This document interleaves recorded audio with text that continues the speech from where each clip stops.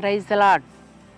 మన రక్షకుడైన క్రీస్తు ప్రభువారి నామంలో మీ అందరికీ నా హృదయపూర్వక శుభాభివందనాలు తెలియజేస్తున్నాను.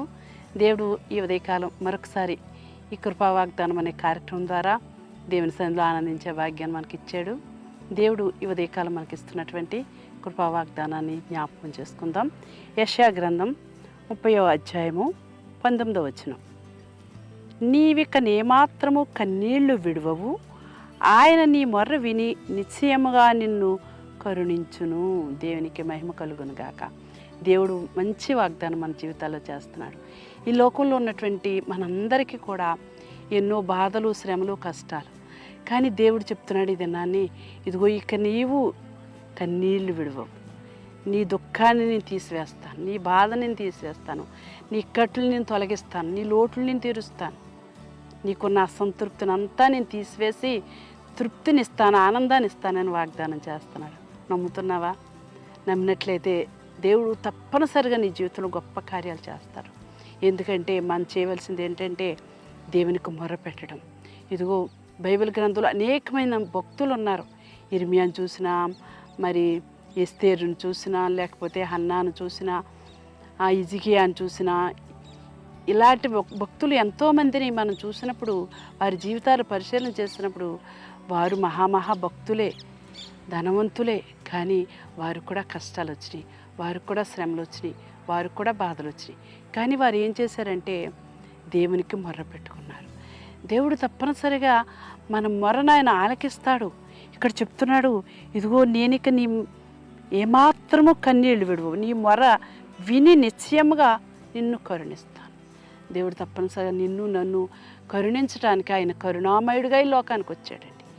ఆ కరుణామయుడు మన బాధను తీర్చడానికి ఆయన ఎప్పుడూ సిద్ధంగానే ఉన్నాడు. అయితే మనం చేయవలసింది ఏంటంటే దేవునికి మొర్ర పెట్టడం అంటే ఏదో ఒక మాట అడిగి వదిలేయడం కాదండి. మొర్ర పెట్టడం అంటే ఆ కార్యం జరిగే వరకు పదే దేవుని సన్నిధిలో కన్నీరు కార్చి గోజాడి, ప్రభువా ఈ కార్యం నాకు చేసే వరకు నేను విడిచిపెట్టనని పట్టుదలగా ఆనాడు యాకోబు పట్టు విడవక తెల్లవార్లు పెనుగులాడి ప్రార్థన చేశాడు. దేవుని ఆశీర్వాదాన్ని పొందుకున్నాడు. అలాగనే మన జీవితాల్లో దేవుడు ఎన్నోసార్లు మనం కూడా ఎన్నో సమస్యల్లో మొరపెట్టినప్పుడు దేవుడు కార్యాలు చేస్తూనే ఉన్నాడు. ఇప్పటికీ కూడా ఆయన కార్యం చేస్తానని వాగ్దానం చేస్తున్నాడు. ఇదిగో నువ్వు ఏ శ్రమలో ఉన్నప్పటికీ కూడా, ఏ బాధను అనుభవిస్తున్నప్పటికీ కూడా, నీకు ఏ లోటు ఉన్నప్పటికీ కూడా, ఏ కష్టాలు ఉన్నప్పటికీ కూడా దేవుని సన్నిధిలో మొరపెడితే ఇది నాని నీ మొర ఆలకిస్తానని మరొకసారి ఆయన వాగ్దానం చేస్తున్నాడు. ఆ విధంగా మొరపెట్టడానికి ఇష్టపడతావా? ప్రార్థన చేసుకుందాం. మహిమ కలిగిన దేవా, ఆనాడు భక్తులు కన్నీరు కార్చి ప్రార్థన చేస్తున్నప్పుడు వారి కన్నీరుని తుడిచి ప్రభా వారి ఇబ్బందులు తొలగించి వారికి ఎన్నో బాధల నుండి, శ్రమల నుండి తప్పించి కాపాడిన దేవుడు, ఇదిగో ఈ దినాన్ని నాయన నీ వాగ్దానం వింటున్న నీ కుమార్తె, నీ కుమారుడి జీవితంలో ఏ కష్టం ఉందో నాయన, ఏ విధమైన బాధలతో నాయన నీ బిడ్డలు కన్నీరు కారుస్తున్నారు, ఒక్కసారి కనికరించండి ప్రభా.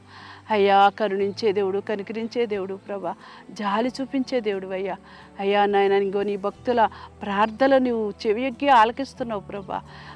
ఏ శ్రమలో ఉన్నప్పటికీ ఇదిగో నీ కుమార్తె ప్రార్థన నీవు ఆలకించి తప్పనిసరిగా ఆమె కన్నీరుకి జవాబిచ్చి ఆమె మొరను ఆలకించి ప్రతిఫలాన్ని దయచేయండి.